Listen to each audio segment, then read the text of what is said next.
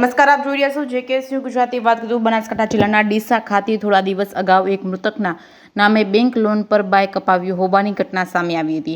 ઘરે RC book આવતા મૃતકના પરિવારજનો ચોંકી ઉઠ્યા હતા, જે મામલે પોલીસ અને બેંકમાં લેખિત જાણ કરી કાયદેસરની કાર્યવાહી કરવાની મૃતકના પરિવારે માંગ કરી છે. જેમાં ડીસાના ઉત્તર પોલીસે ફરિયાદના આધારે 2 આરોપીની અટકાયત કરી છે.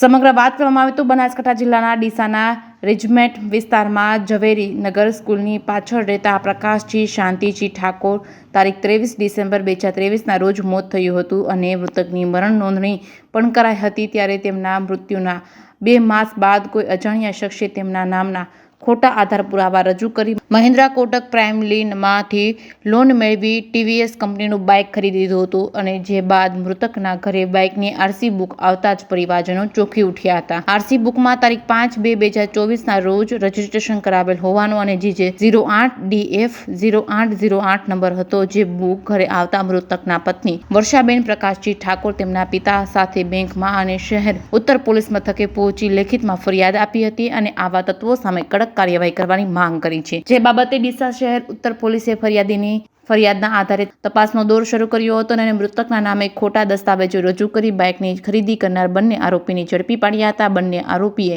હાલ મૃતકના નામે ખોટા દસ્તાવેજો કરી બાઇક ખરીદી કરી હોવાની કબૂલાત કરી હતી, જેથી પોલીસે આ બંને આરોપીને જેલ હવાલે કર્યા હતા. ઉલ્લેખનીય છે કે અત્યારે જીવતા માણસને પણ લોન લેવા માટે બેંકના ધક્કાઓ ખાવા પડે છે, ત્યારે મૃતકના નામે કઈ રીતે લોન થઈ તે અંગે બેંકના કર્મચારીની કામગીરી સામે પણ સવાલો ઉઠી રહ્યા છે. ત્યારે મૃતકના પત્ની વર્ષાબેન ઠાકોર માંગ કરી રહ્યા છે કે આજે 2 આરોપીની અટકાયત કરવામાં આવી છે, તેમની સામે કડકમાં કડક કાર્યવાહી કરવામાં આવે, જેથી આવનારા સમયમાં કોઈ બીજા સાથે આવી ઘટના ન બને. જેકેએસ ન્યૂઝ ગુજરાતી સાથે ભરત ઠક્કર, ડીસા.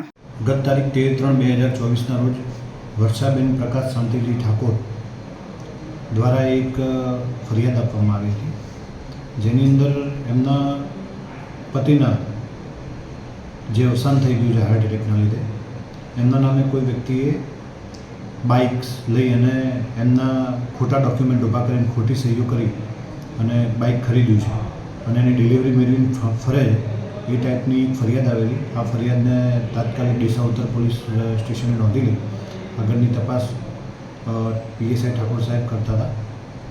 આ તપાસ દરમિયાન પોલીસે ટૂંક જ સમયની અંદર આ જે બંને આરોપીઓ છે એમાં મુખ્ય કાવતરાખોર છે વિપુલ કુમારભાઈ માજીરાણા, કે જેણે આ બધી ડિટેલ્સ એકત્રિત કરી હતી કે કોઈ પણ વ્યક્તિ આવા ડેટ થાય એવા વ્યક્તિઓના ડોક્યુમેન્ટ લઈ લે અને અન્ય જગ્યાએ ટ્રાન્સફર કરી દે અને એના આધારે એ વ્યક્તિ છે એ આવી લોનો કોઈ પણ વ્યક્તિઓને શિકાર બનાવે અને આવી લોનો જે મરણ ગયેલ છે વ્યક્તિઓના નામે લેતા.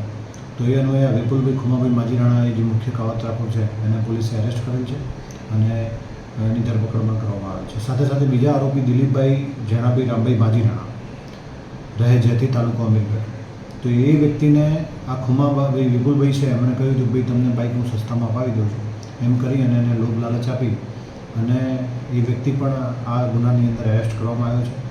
આ સાથે સાથે જેટલા બી ખોટા બેંક ડોક્યુમેન્ટ બેંક એકાઉન્ટ ખોલ્યા છે, તો એ બેંક એકાઉન્ટ્સની અંદર બેંકના કોઈ પણ કર્મચારીનું સંડોવણી છે કે કેમ, એ સિવાય દાખલા તરીકે કોઈ પણ જે ડોક્યુમેન્ટ બનાવીને એની અંદર કેટલી આર્થિક વ્યવહારની ટ્રાન્ઝેક્શન થયેલા છે, તો એની પણ તપાસ અત્યારે હાલમાં ચાલુ છે.